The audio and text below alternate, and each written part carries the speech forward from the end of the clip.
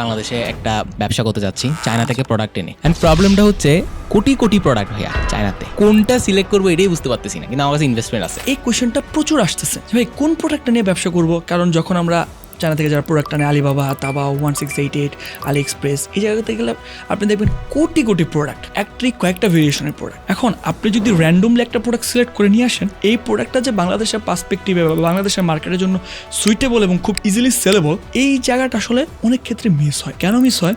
তার কারণ হচ্ছে যখন একজন উদ্যোক্তা, যেমন আপনার পর্যায় থেকে আসতেছে, যারা একদম নতুন শুরু করবে, তাদের কাছে ইনভেস্টমেন্ট আছে, হুট করে তারা কিছু প্রোডাক্ট স্টক করে ফেলে। কিন্তু এই প্রোডাক্টটা সেল করার জন্য যে proper marketing knowledge, proper guideline, proper strategy, proper branding, এটা শুরুতে অনেকের থাকে না।